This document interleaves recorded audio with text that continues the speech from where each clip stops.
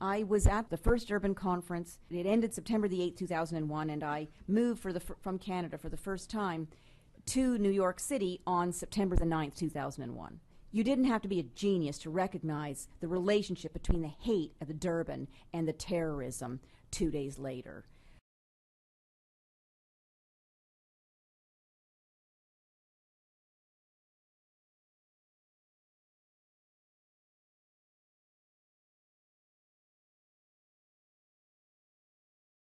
The war that we're encountered, not just since 2001, has many fronts. And I think one of the first and most important front is that of the world of ideas. Islamophobia has become the new battleground in this war. I think that the world of human rights has developed a weapon. I call it the human rights weapon. It's one which inverts victim and perpetrator. It's one which is designed to deflect attention from the human rights abuses by those who violate human rights.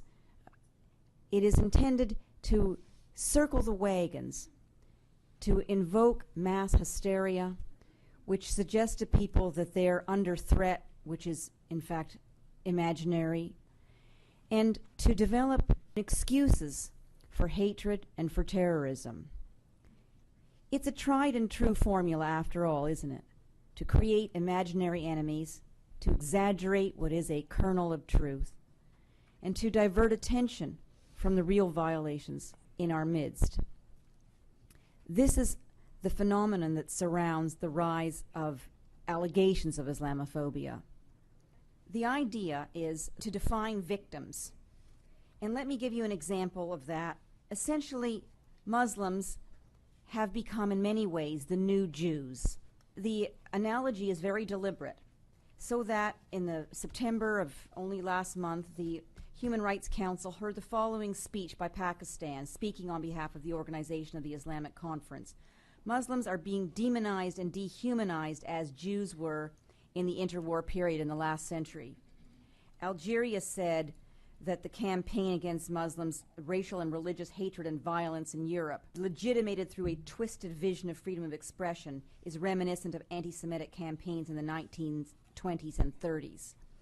So the idea is to turn anti-Semitism on its head, to make Muslims the new Jews.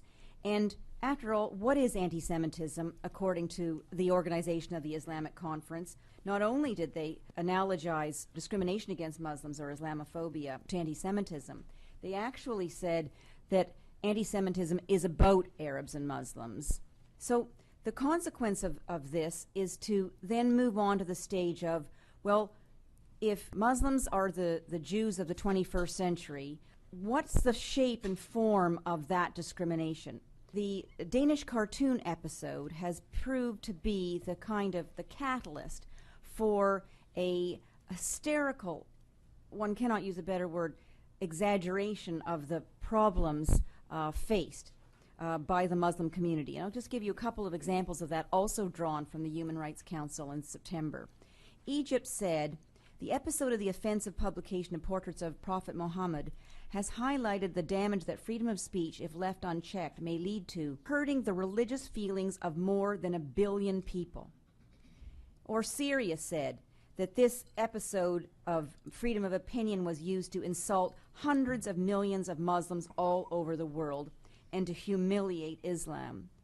Now, the idea that that episode of a few cartoons in a newspaper, no offense to Denmark, but is 2/3 of the way to the North Pole, is of course preposterous.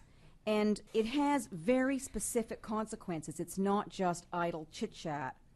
So that the United Nations Human Rights Council adopted a resolution called Defamation of Religions on the basis of this. This has happened in this year. This resolution was adopted by a vote which saw every Western democracy vote against, but was adopted nonetheless. And it says, noting with deep concern the increasing trend in recent years of statements attacking religions, Islam and Muslims in particular, and then it goes on to express concern over various forms of this.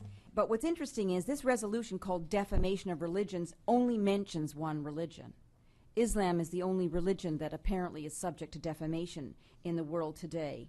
The inexorable push towards isolated view of human rights violations is most obviously indicated by another resolution which is adopted in September 28th, again over the objection of every Western democracy, in which the UN decided to rename the Anti-Discrimination Unit of the Office of the UN High Commissioner.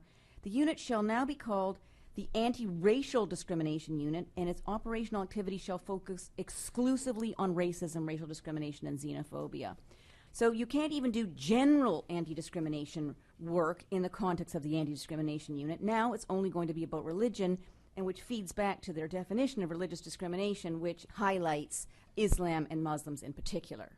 So that essentially the human rights system of the United Nations, which is very vast, is translated into 6 languages, webcast around the world, has been hijacked. There is no other word for it. And the cri de coeur is Islamophobia.